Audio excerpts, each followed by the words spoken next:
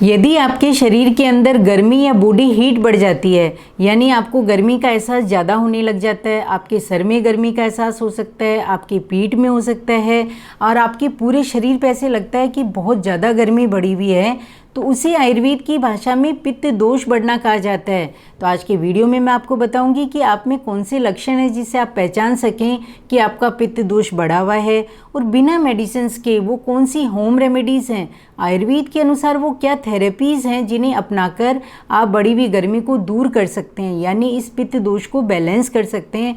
तो इन सभी जानकारियों के साथ मैं हूँ doctor Sushila N Ayurveda consultant.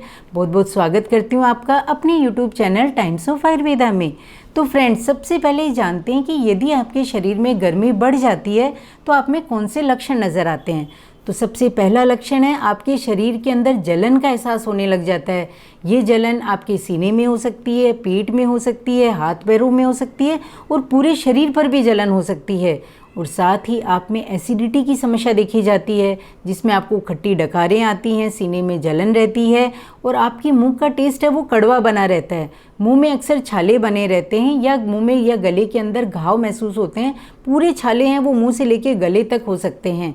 और इसके साथ ही यदि आपको बहुत ज़्यादा चक्कर आते हैं, कई बार बेहोशी तक की कंडीशन हो जाती है, तो आप में कहीं ना कहीं पित्त दोष बढ़ा हुआ रहता है।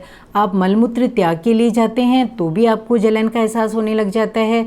और इनके अलावा आप में ब्लीडिंग ज़्यादा देखी जाती है। ब्लीडिंग यानी आपके नक्सीर ज़्यादा आ सकती है, आपके मलमूत्र में ब्लड आ सकता है, या महिलाएं जो होती हैं उनके पीरियड्स टाइम में ब्लड का फ्लो बढ़ जाता है या ज़्यादा ब्लीडिंग हो सकती है। और ये सारे यदि आप में लक्षण आ रहे हैं, इसके साथ ही आप में पसीना बहुत ज़्यादा आता है और उस पसीने के अंदर भी बहुत ज़्यादा स्मेल आने लग जाती है और आपको ठंडी चीज़ें खाने का मन करता है, ठंडी जगह में रहने का मन करता है, तो कहीं ना कहीं आपका पित्त दोष बढ़ा हुआ रहता है।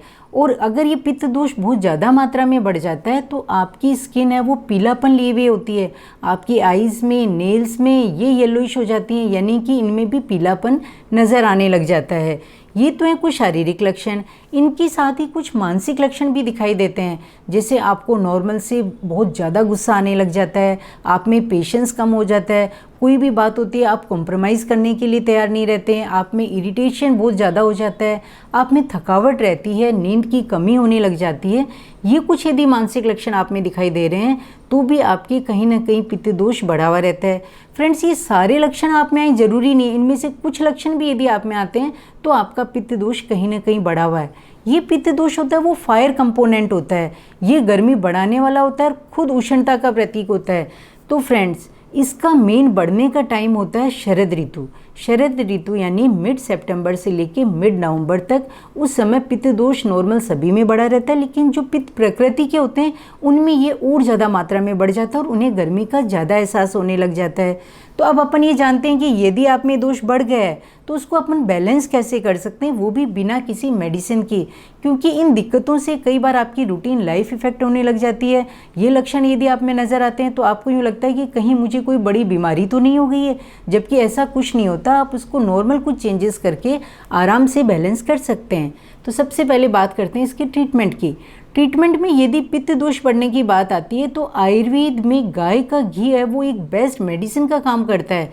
उसके लिए भी आपको शुद्ध देसी गाय का घी यूज़ में लेना है। तो उसमें आप घी के अंदर कोई चीज़ फ्राई करके नहीं खानी है, उससे आप डायरेक्ट घी को यूज़ लेना है। डायरेक्ट यानी आप उसको रोटी में ले सकते हैं या आप उसको दाल में यूज़ ले सकते हैं। जिनका बीपी या कोलेस्ट्रॉल बढ़ा हुआ है वो भी अगर एक लिमिट में गाय का घी यूज़ लेंगे तो वो आपके कोलेस्ट्रॉल बीपी को इफ़ेक्ट नहीं करेगा। तो इसमें आप 1 या 2 चम्मच है वो गाय का घी डेली यूज़ में ले सकते हैं। और यदि आपके हाथ पैरों में ज़्यादा जलन हो रही है तो आप गाय के घी की वहाँ मालिश कर सकते हैं। आपके सर के अंदर या आपके अंदर मानसिक लक्षण ज़्यादा नज़र आ रहे हैं, सर में गर्मी का ज़्यादा एहसास हो रहा है, तो आप गाय के घी के तेल से बालों में मसाज कर सकते हैं। उससे आपको बहुत ज़्यादा रिलैक्सेशन फील होगा। और इसमें आप गाय के घी का प्रतिमर्श नशे ले सकते हैं, यानी 2-2 बूंद यदि आप रात को सोते समय नाक में गाय के घी की डालते हैं तो मानसिक लक्षणों के साथ साथ ये शरीर की गर्मी को दूर करने में भी आपकी मदद करता है। तो शरद ऋतु में आप महीने 1.5 महीने यदि कंटिन्यू इसको यूज़ में करते हैं तो आपको बहुत ज़्यादा इसमें रिलीफ मिलेगा। सेकेंड नंबर पे आता है मक्खन। वो भी शुद्ध देसी गाय का होना चाहिए। इसके लिए आपको मक्खन में मिश्री मिला के, यदि आप इसको बच्चों को भी दे सकते हैं, बड़े भी इसको ले सकते हैं। शुगर के जो पेशेंट है वो मिश्री को अवॉइड करके भी मक्खन का प्रयोग कर सकते हैं। मक्खन बहुत ही ज़्यादा ठंडा होता है और ये पित्त दोष को कम करने में मदद देता है। तो फ्रेंड, अब आता है अपने सेकेंड नंबर पे। सेकेंड नंबर पे आता है आंवला। आंवला एक पित्त शामक बताया गया है, तो इसमें आप आंवले को अलग अलग फॉर्म्स में ले सकते हैं।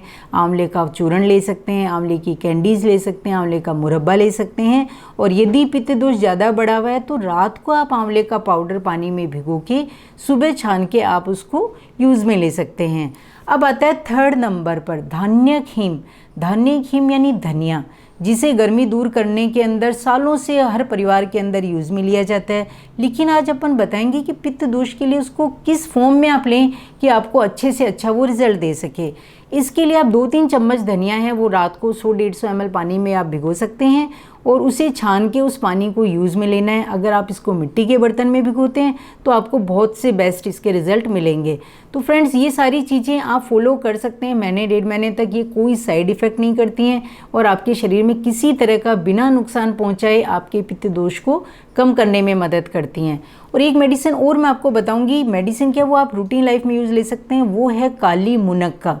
काली मुनक्का 4-5 आप रात को पानी में भिगो दीजिए और उसके बीज निकाल के सुबह आप वो मुनक्का खा के उस पानी को यदि यूज़ में लेते हैं तो आपके बॉडी का जो पित्त दोष होता है वो बैलेंस में रहता है। ये बढ़े हुए पित्त दोष है वो कम हो जाता है।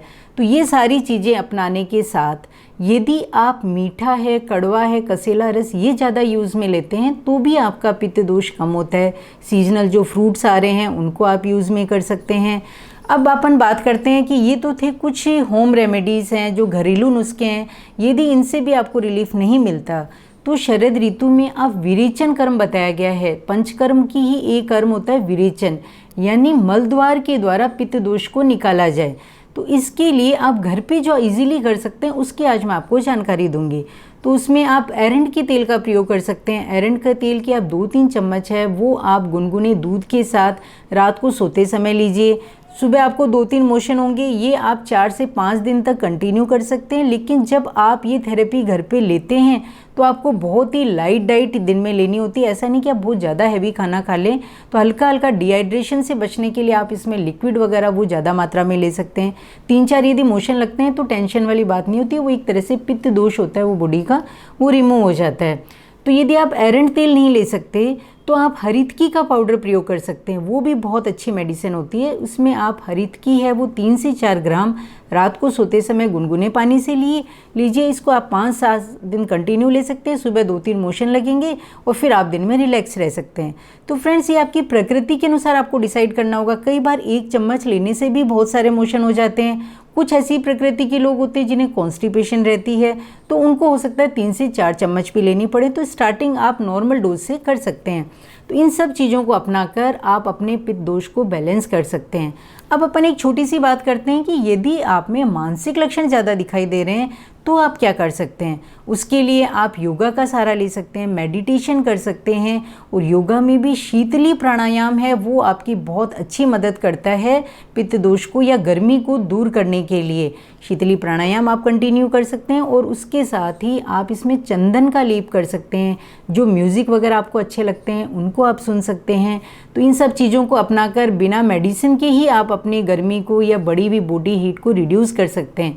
तो फ्रेंड्स, यदि यह जानकारी आपको अच्छी लगती है तो आप अपने दोस्तों को शेयर कीजिए ताकि वो भी इसका पूरा लाभ ले सकें।